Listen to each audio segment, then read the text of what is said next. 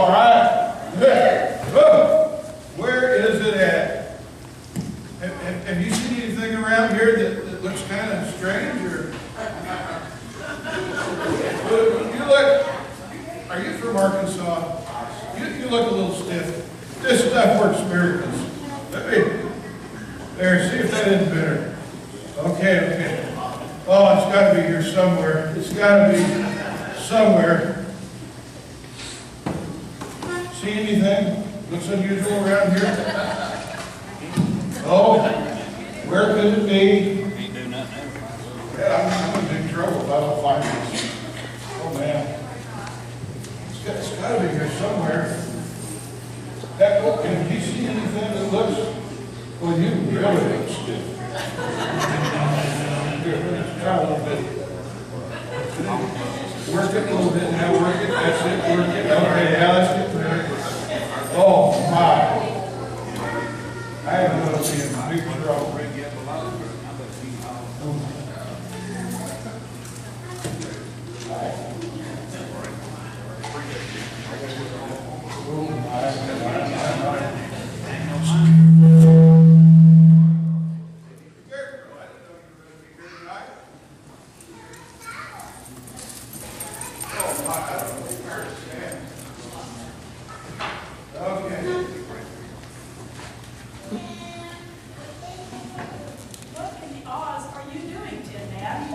I've lost it.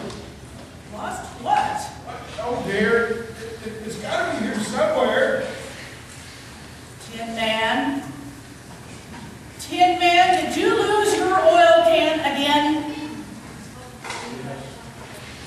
How many times have I told you, with all the sweating you do, you've got to keep that oil can close? Yes, ma'am. All the time, always helping me to find his oil can. Do you think he'd find my... No, I'm not finding his. If I've told you once, I've told you 1,000 times. You've got to keep that oil can close.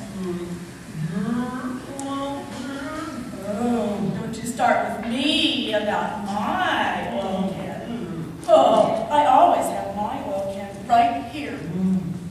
Wait a second.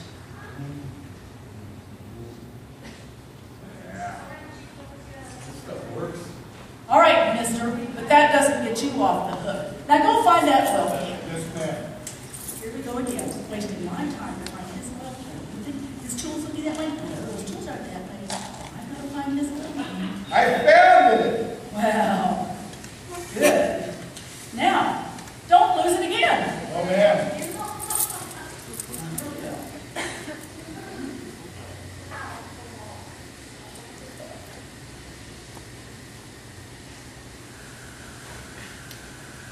Tin Man, it wasn't your oil can you lost, was it? No. Oh, Tin Man, did you lose your heart? Boy, it's worse than that.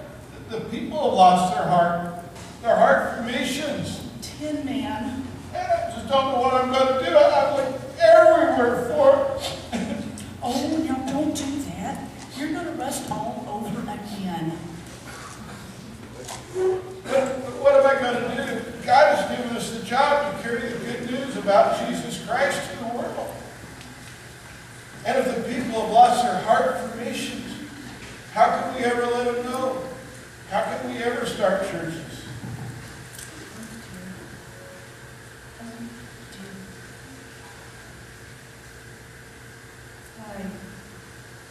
We will have to pray.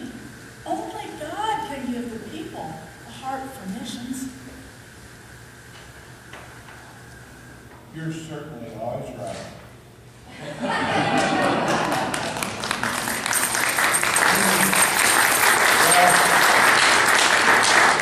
Thank you for a great job on that.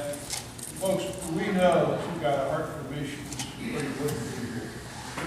Well, that's really not the issue. I think sometimes the issue is maybe doing what our heart tells us to do and following what the Lord wants us to do.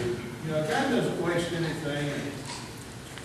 As we were working on this skit, of course, was coming up on this thing, and a few weeks ago, I know it was a Sunday night, after I preached an awesome message on Sunday morning. I'm just not feeling good at all on Sunday afternoon. Boy, it just seemed like my heart was kind of beating funny. And we didn't go anywhere that night. It was just at home. And my heart was beating. Still, it seemed like a good heart, but it just seemed to be doing funny. And I finally got to the point where I said, Bev, come here and see what my pulse is doing. She said, well, it feels like it's missing beats. I said, yeah, you think we ought to go to the hospital? Now, you can imagine a man asks a woman that. What I'm expecting to have happen is that, she jumps up, gets the car ready to go. We didn't call 911 because it's quicker just to drive in from where we lived up northwest. And she said, well, maybe we ought to. So we drove down to the hospital. I got feeling a little worse as we went. Of course, I politely sat in the waiting room, waited my turn. They took the information. Well, I think my heart's not beating right. Okay. They took me back there and they put me in the room with the crash cart. And I'm laying there on the table, and I got all these wires hooked up to me. And there's several nurses in there and a doctor. And the nurses, they start talking, and they say, wow, did you see that change on his heartbeat? It's just like a piece of meat not even there. And they're looking at this, and all of a sudden, these nurses start coming in, and they start saying, you need any help? Is everything okay? And I'm thinking, this has got to be serious. And I'm laying there, and I can feel my heart begin to beat real rapidly. Now, I found out later that it was beating up to 200 beats a minute in the lower half. And they called it VTAC, whatever that is. And it'd go on for a minute, and I would start really feeling lightheaded as it would do this for a long time. Now, later they told me what the problem was. My heart was beating like fire. But the problem is that it would beat so quickly and out of sync that my chambers of my heart wouldn't refill with oxygenated blood. And so my O2 levels started dropping, my blood pressure started dropping. I asked one of the nurses, I said, is this normally what it's like for somebody that's having VTAC? And she said, well, to be honest with you, I've never had a patient who was still conscious when they had VTAC. Usually we have to shock their heart to get it back in rhythm. And I'm laying there, and I'm really not too scared at that point in time. I am concerned. And I said, Lord, if it's my time to go, I'm ready. But if it's not, I need for you to do something pretty quickly. And they're pumping me full of this stuff that they say, oh, this will take care of it, this will bring it down, we're getting an hour into it. They get ready to take me up to cardiac intensive care, and the doctor said, well, let me know when you're ready to go. I'm going to go up with you. They wouldn't even make the 60-second trip without the doctor. They had everything there, the needles, they had me hooked up to the defibrillator, and I still had a heart that was still beating, but it wasn't beating right. It wasn't doing the job that God had intended for it to do in the way that He intended for it to come. And I think sometimes it's the way we are. Our hearts are for the Lord, they're for the Savior, but sometimes we just start getting a little too consumed by all the other things that come along. And we lose sight of what it is God has called for us to do. Now, I don't know what God has called you to do, but I know what He's called me to do. And we're just asking you to really prayerfully consider coming over to our Macedonia, helping us out. And I know some of you already are.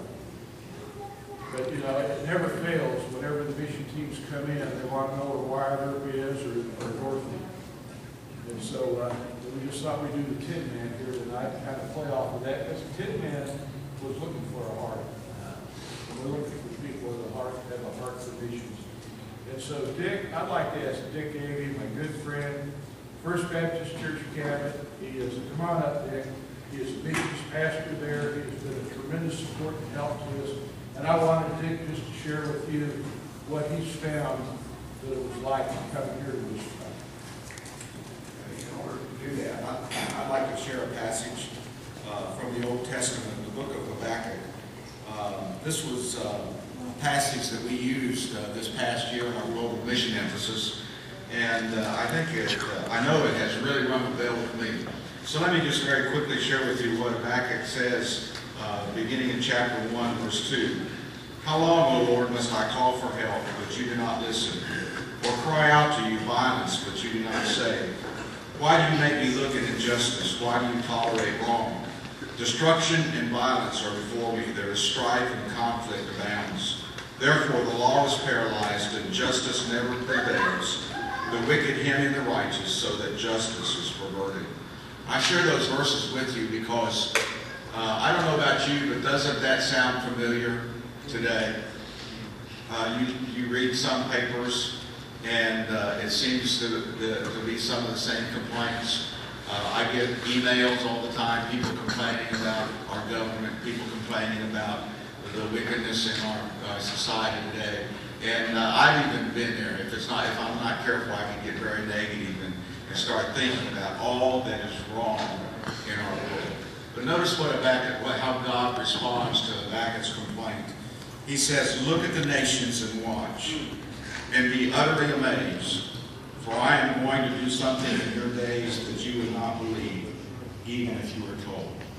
And ladies and gentlemen, I submit to you that the reason you need to come to the heart of Kansas and do missions and bring a mission group is so that you can fulfill that verse for your own life and for your church home. Look and behold. And God says, I will show you something that you would not believe, even if someone told you. You can tell your people what God is doing up here, but they will not believe it until they come. And that's what happened to us. I came 2 years ago to a vision tour, and last year I brought a team of 4 people to work with Joe at the A Gator Church, and I have had Mark come to our church and speak to our church during a global mission emphasis. This past emphasis, Norm Duncan came and spoke to our church, and they were able to get our people excited, but it wasn't until our people started coming up here and they began to see what God is doing. And I really believe that God is up to something here in the very center of our country. And I told Mark last year as we were sitting in the car, I said, wouldn't it just be like God? Wouldn't it be just like God to start a spiritual awakening in our land, right smack in the center of our great nation? He could do that. God could do that. I believe God wants to do that. I believe that it is happening. There's no other explanation to see what God is doing and to hear the testimonies like we heard this morning from Chad about the 2 guys that came to his church. That's a God thing. That's a God thing. And it's just so awesome to be a part of what God is doing. And God is at work, folks. He's at work here. I dare say if you would look around a little while in your neighborhood, your community, your city, your state, God is working. We just don't take the time to see Him. But God hasn't changed. God hasn't given up. God hasn't thrown up His hands and said, oh, well, it's all over. Because He is still God and He is still in control.